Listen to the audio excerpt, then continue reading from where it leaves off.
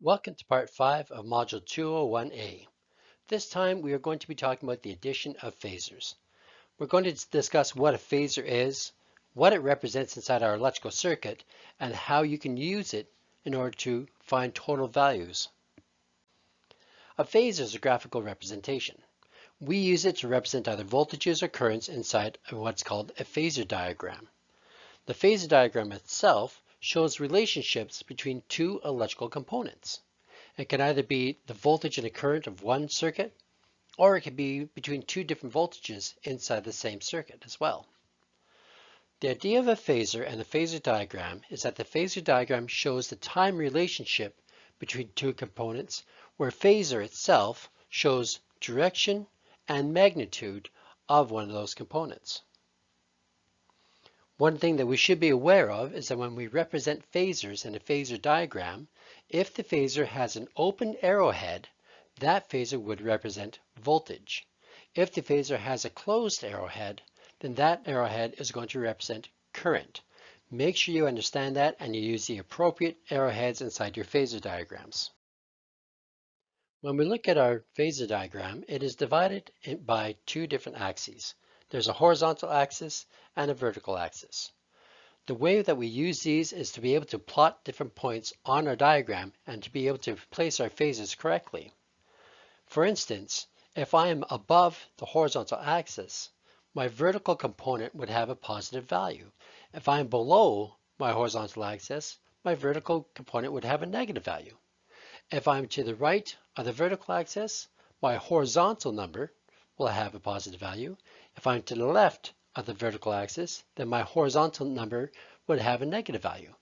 The very center, which is called the origin, has a graphical point of 0, 0. It's not positive or negative, it's the center. So depending on where my phasor is inside this diagram, I could have a value of having a positive horizontal and a positive vertical, which would be up in quadrant 1, or I could have a negative horizontal and a positive vertical, which would give me quadrant 2, or I could have a negative horizontal and a negative vertical, which would give me quadrant 3, or I could have a positive horizontal and a negative vertical, which would give me quadrant 4. So all depends on what the value of my numbers are will tell me where to place the phasors within the phasor diagram. The phasor diagram represents time. What that means is that as we go through a sine wave, that is the length of time it takes for my current to rise and then fall and then rise again to the negative side and come back again. That is represented by the time frame that it takes to go around a circle. So as my phasor is moving, it also represents the movement of that sine wave. And the value of my phasor is also represented by the value of that sine wave as well.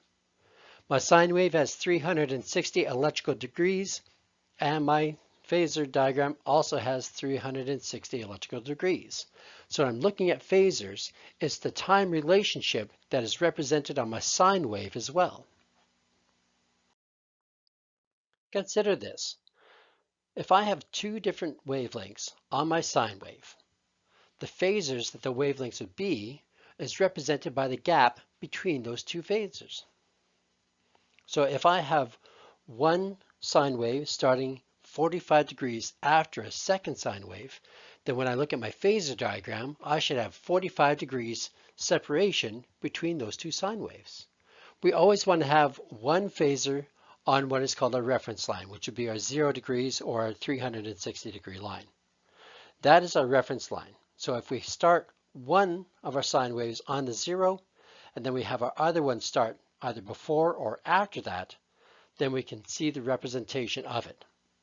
Now when I look at my sine wave diagram, I have to imagine that line moving, my vertical line moving from left towards the right to show me the time progression.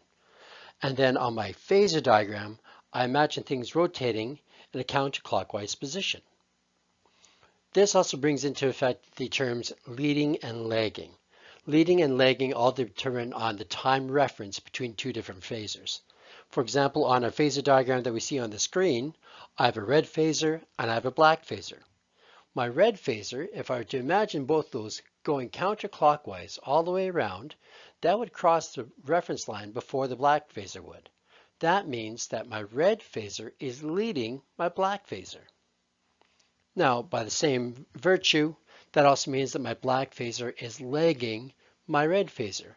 So the terms leading and lagging all have to do with thinking about that counterclockwise rotation and what is going to be getting across the reference line first. Whatever crosses the reference line first is considered to be the leading value. When we add phasors, one thing we can do is translate them into what is known as their vertical and horizontal components. And one of the ways that we do that is by transforming them into right angle triangles. So if we know the length of our phasor, which would be our hypotenuse, and we know what our phasor angle is, which would be our angle of our theta, then we can use trigonometry in order to figure out what our vertical and our horizontal components are going to be. So the values of the same angle can be added directly. So if I have two phasors that are 45 degrees, then the length of those phasors can simply be added because they're both at the same angle.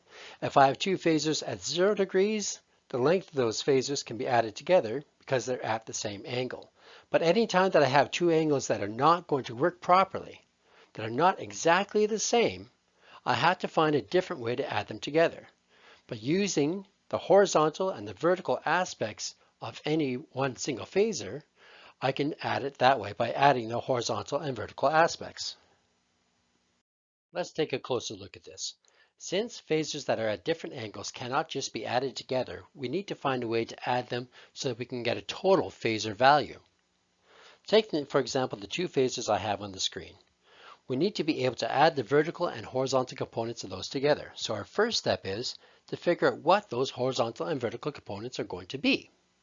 If I add together the horizontal value of one to the horizontal value of the next, I would get a total overall horizontal value. If I were to add the vertical value of one to the vertical value of the next one, I would get a total vertical value. What that would result in is the same thing as me moving that phasor all the way along to the end of the next phasor. So I can add the verticals together, I can add the horizontals together, and the result is a total value. And that value is the two phasors added together.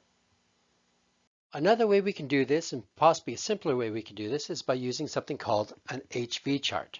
We can also do the exact same thing with a triangle. In reality, they're both the same thing, and they both use trigonometry to do it. Let's look at these two phasors as an example. Our first phasor has a value of 20 at 28 degrees. Our second phasor has a value of 15 at 63 degrees. In order to add these two phasors together, we're going to add together the horizontal and vertical values. Let's first look at the horizontal value. Now, according to the angle, the horizontal value is the adjacent side. So in order to solve for the adjacent side, since I know what my angle is, my hypotenuse is, I'm going to use my cosine formula, but I have to transpose it. In order to get the value for the side, I'm going to take the hypotenuse and multiply it by the cosine of the angle. So to solve for the horizontal aspect, I'll take 20, be my value, multiply it by the cosine of 28, and I return a value of 17.659 for my first horizontal. We're going to do the exact same thing for the other triangle. We take our value of 15, multiply it by the cosine of 63, and we get a value of 6.81. These are both my horizontals, and if I put these two together, it'll equal the horizontal of my phasor total. That number is going to be 24.469. I'm going to do the same thing with my vertical side as well. However, since my vertical side is opposite my known angle, I have to use my sine formula. I'm going to transpose that again just as I did before. So to get the value is equal to the hypotenuse times the sine of the angle. So to get my vertical value, I have to take 20, multiply it by the sine of 28, and for my first triangle, I have a vertical value of 9.389. Do the same thing for the second triangle. 15 times the sine of 63 returns a value of 13.365. Those are both my vertical values, and I can add those two together to get my total vertical value for my phasor being 22.754. Since now I have my vertical value and my horizontal value, I can use Pythagorean's theorem to find out what my phasor value is going to be, or my hypotenuse is going to be. So by doing Pythagorean's theorem, I find that my total phasor value is going to be 33.414. The last thing I want to do is to figure out what that angle is. What angle is that total phasor going to be at? This is called my operating angle or my phase angle.